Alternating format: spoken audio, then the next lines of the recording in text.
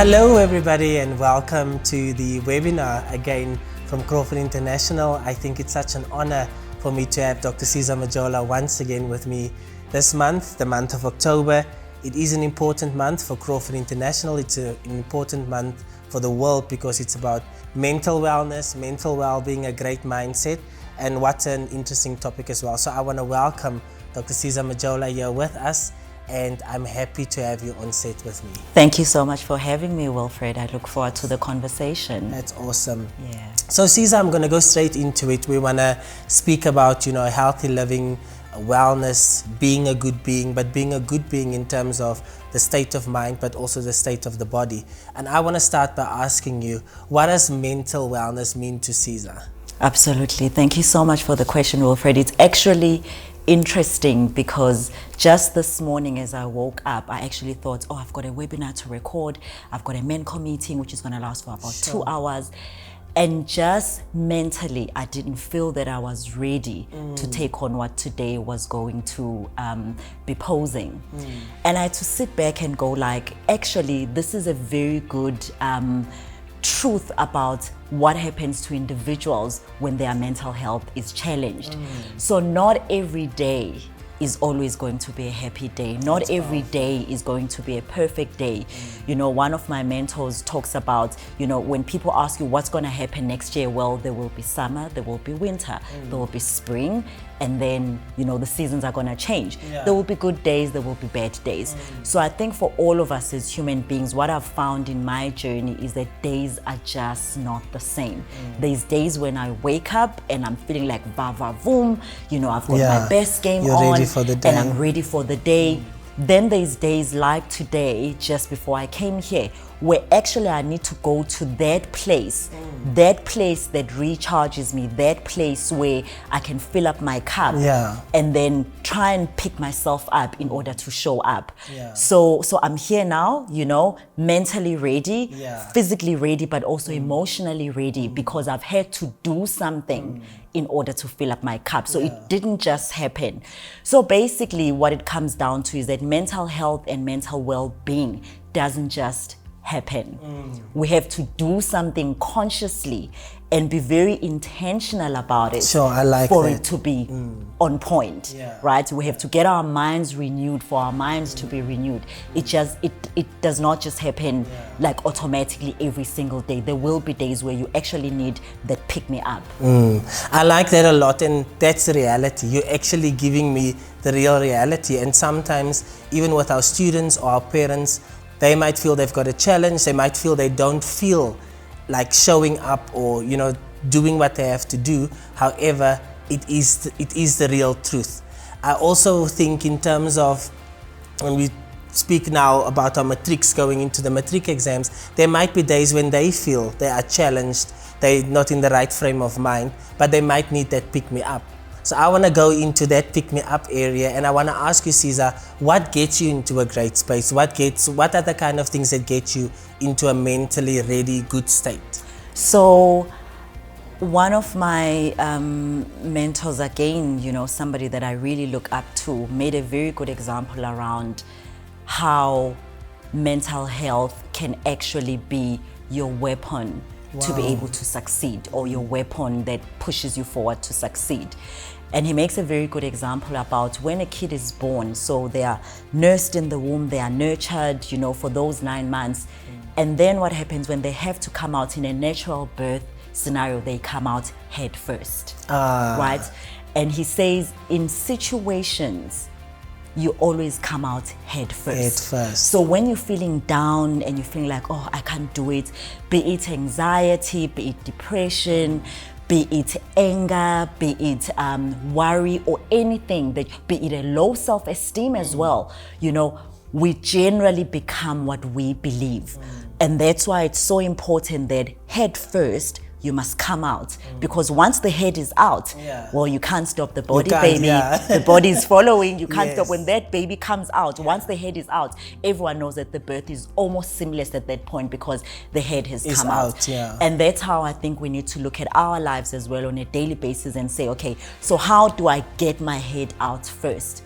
Now, There are some serious cases where mental health obviously needs somebody who is clinically trained to deal with mental health issues to help the individuals. So what I'll basically share here, you know, based on your question, are my strategies that I use. And obviously my case perhaps might not be as severe as somebody that might be listening to this conversation. So one of the things, for example, that I've found to be a very powerful tool is the thing that we use on a daily basis. The phone. There's power that's sitting in here. So there's lots of resources depending on what you follow and what you look for. There's lots of resources that individuals can look for.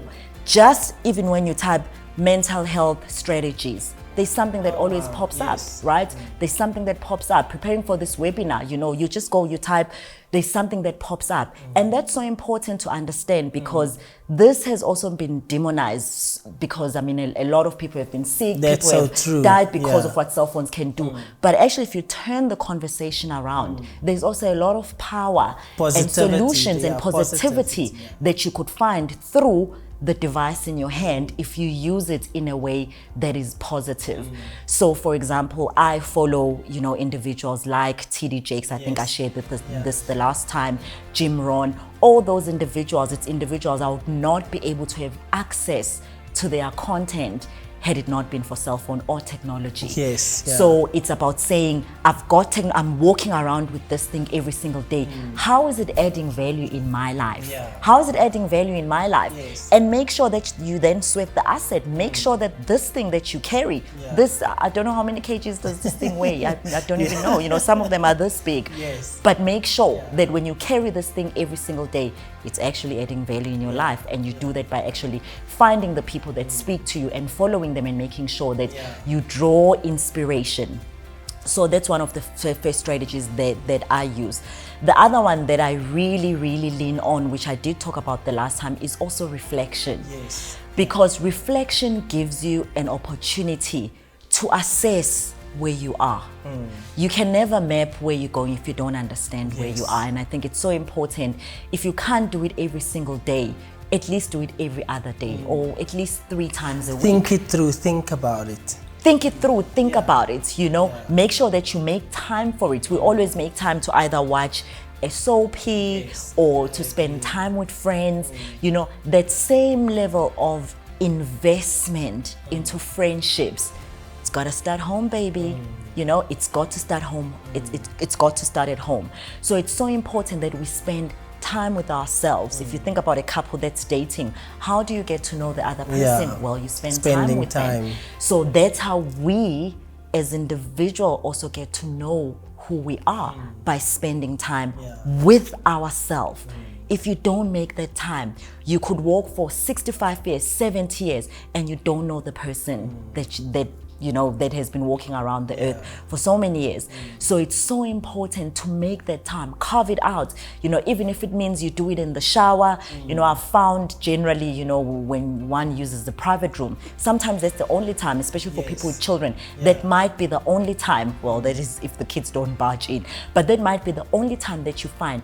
Maximize on it, those 5 minutes where you kind of take a step back, you breathe, you think about the week, you think about your interactions, what did you do, you know, what was your impact towards other people, or how did other people impact you, etc., etc. But it starts by spending time with yourself, even if it's just 5 minutes.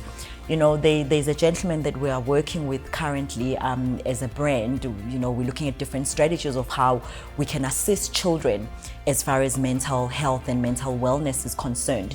And he basically is a young person of about 23, 24 years old. And he was telling us in one of the recent conversations that he does yoga, you know, so again, it's his way. It's his way of pulling himself towards himself, and connecting. Absolutely, and connecting with who he is. So different people might find it, some people could say while I'm doing the workout, then I try and do the reflection, you know. And also when you don't have time, what I also do is that if I haven't had the time, I try and then pair, you know, the activities. So while I'm doing my workout at gym, then I'm listening to my mentor, TD Jakes, right? So at least I'm getting a chance to do both. So I'm filling up my cup, but at the same time, physically, I'm working out and I get going. And also just physical activity, you know, has a great role that it plays in terms of helping your mind to almost unbundle. You know, could be taking a walk. We're very lucky that we work in schools, so we are forever walking the corridors. Around, you know, at work it could be just going to fetch that cup of tea. Just those 2-3 minutes walking in between. Try and take a step back and just recharge. Have I been present today? What has happened? What has been my contribution, etc. And the nice thing, Wilfred, is that we can always start over. You know, so yesterday was a very good day. This morning for me was not a good day. But guess what? Around 11, I started over. We're recording now, it's 1 o'clock. Guess what? I started over. So just understanding also, you've got permission to start over. If the day hasn't gone, or the morning hasn't gone very well, or the week hasn't gone very well, well, guess what? We're starting over on Monday again. So giving yourself that license. And I think sometimes within our minds, we tell ourselves that, oh, I can't start over. It's been such a mess that actually I'm such a bad person. Well, tear that page out and start a new page. You've got the license to do it. And that's powerful, and that's exactly when we're in control. When we're in control of our destiny, or we craft our own path, and that's when we can actually start over. But I think what you're highlighting now is that acknowledgement of say, it's okay.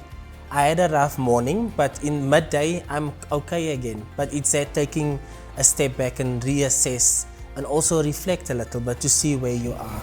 And Khadija again puts it very nicely. She says it's okay not to be okay. I think you talked about it in one of the webinars. It's okay not to be okay, as long as you are present though in understanding that today I'm not okay.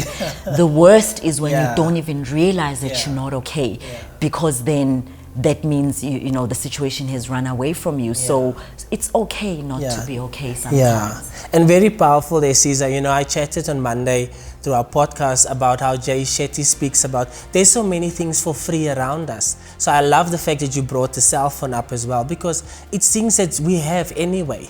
We do have a friend that can give good advice. We do have a friend that can possibly just listen, and it's accessible.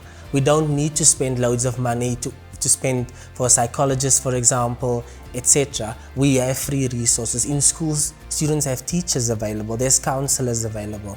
So it is really about just assessing what's around us in order for us, if that's the crutch to get us out of a bad space, then it is available if we need to. It's so true, Wilfred, because also it doesn't matter how much the external forces can try and tell you that you are good, you're excellent. If you can't tell yourself, the messages that live up here are the most important messages. Those are the messages that matter, because if you believe that you can't, well, guess what? Well, you will not. If you believe that you can. But all of it, if you think back, it starts here. It's all up here. And that's why this is so important to protect, to nurture, but also to invest in building it up, because it can expand, you know. So basically you go as high as you want, depending on what you believe up here. Siza, you were a great role model to obviously a lot of our student community, to the wider community, corporate South Africa. I mean, you're a businesswoman yourself. You're doing so many things. You're juggling so many balls. And I think it's very profound what you've just shared, that, you know, you need to also treat this mind, you need to be kind to this mind in order for you to get into a good mental space. I think that's very important, because you're saying that if you don't believe in yourself, who's going to? If you don't see the value of having a good mindset, who is going to? So it starts with us. So I want to ask you, how do you balance the mindset, which you're already speaking about, reflection, etc., with healthy living? Because I know that you are very much about healthy living, eating well, you know, and looking after yourself, looking after your body, and handle yourself well. So how do you do that?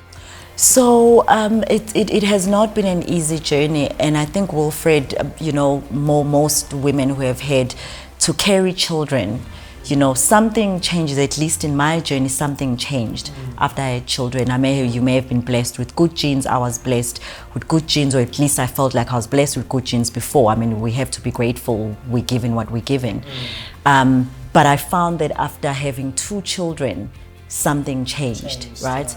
And what I started noticing was that I didn't want to look in the mirror for one reason or the other. I mean, we all have, a certain level of vanity, whether rightly or wrongly so. But ultimately, this body that we've been given is the body that we have. This is the thing that carries us everywhere. And when I was looking in the mirror and I wasn't liking what I was seeing, and I just had children, so it was understandable that my body would change. But no one prepares you for the change. So when I was experiencing it, then it became my journey, and I started having conversations whether, did I want to do something about it, or I wanted to keep hiding behind a facade of looking like I'm happy, whereas I wasn't happy. And for me personally, I decided to do something about it because I wasn't feeling okay. And again, we all know at some point we all have to pick up a certain cross and run with it. We all dealt a cross. It's a good way of putting it. Do you know what I mean? We are all dealt a cross one way or the other at some point. You are not born today, and let's say maybe you pass on at the age of 80 and you say your life has been bliss throughout. Like you scot-free. You scot-free. At some point, life has to deal you something, and you've got to then respond to that thing, and depending on that response, you either continue a happy person until your next blow comes, or you actually sink into a depression and actually maybe you end your own life. So what I'm trying to say is, when I was going through that, I started eliminating. I was like, okay, what is it that I'm unhappy about in my life that I can at least address? Because there will be things that are beyond my control that I cannot address. And I felt like, well, my physical being, that's within my control. There's things that are going to happen at work that are beyond my control. I can't do anything about it. I can try and, steer, but they will be coming my way, but they are not within my control. But this one, you can control. I can control. It is within my control. And I was like, okay, well, I better do something about it, because the last thing I want is that when the blows of life come, I actually haven't dealt with the stuff that I was supposed to deal with that were within my control, and now I have to deal with stuff that are beyond my control. So just that process of eliminating the crosses, the crosses you can eliminate, just remove them, deal with them, park them aside. And I was like, okay, it means I need to change. Well, something has got to give, so we shall be physical. I shall go to the gym. I shall try and watch what I eat. But a huge part of it was actually mental, because I was trying to eliminate. Because the less issues I bring upon myself, the better. So then when the real life issues come, I've got capacity to deal with those and direct my energy towards those. That's very powerful. And you made the choice. It's like something, like you said, it comes back to the mind. And it's something that you controlled within your mind, that I've got control over this and I can handle this one. And I think it's powerful. And one of the best advices, Dr. Bok, that I once received around physical activity was from a couple that I met randomly a few years back. I can't even remember how I met them, but one of the things they said was that you are always allowed to not do physical activity. Always, literally, every morning or every evening, you're allowed to not do it. As long as you've put on your sneakers, you've worn your clothes, and you've gone, outside your gate. Then when you get outside your gate, if you feel like you still don't want to do it, then you're allowed to not do it. So that's the only condition. So basically, and I've always kept that principle, and I've used it, that Siza, today you're allowed to not go to gym. So when the alarm goes off 5 to 5, you're allowed to not go to gym today. But you can only turn when you've left the house. So you must put on your sneakers, get dressed, and you do it grudgingly. Outside the gate, when I'm standing on the road, you're like, let me pull through with this. Then it's like, okay, now you can go back. You are actually allowed. And then you never go back, quite frankly, because you've already done the initial investment. And that's another way to look at it. And then some people, Fred, might say, well, it's a lot of time, or it's expensive, etc.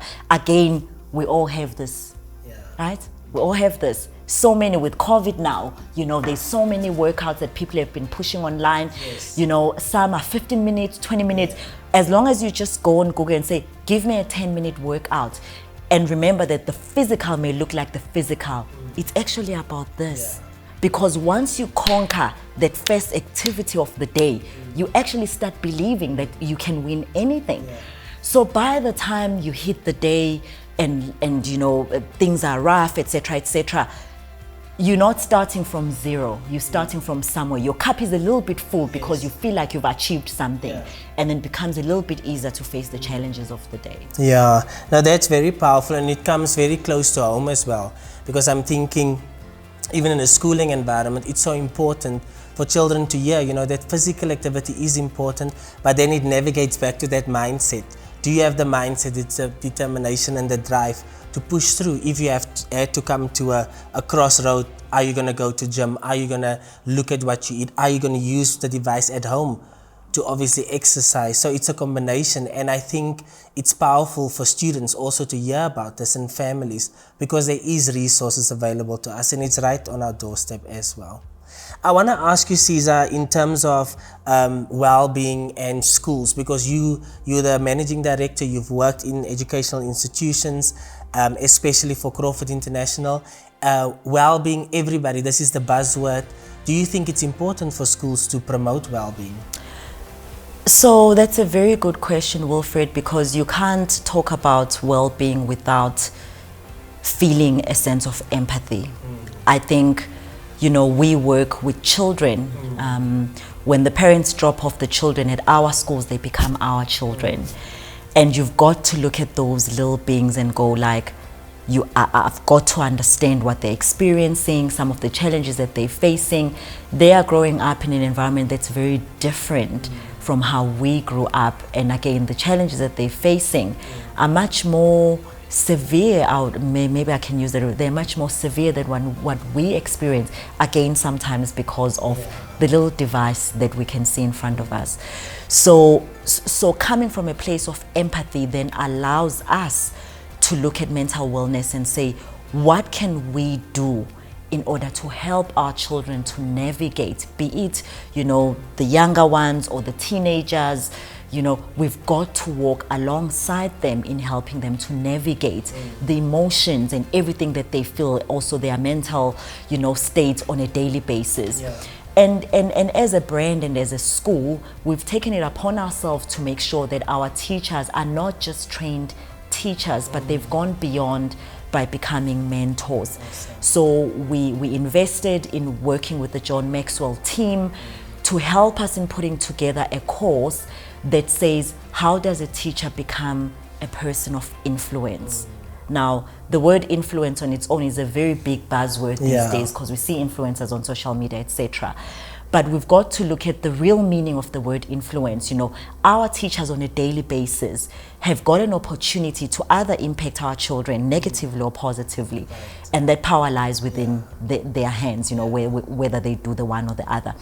And by giving them the skills and the tools to become influencers, they are now empowered to walk alongside the children.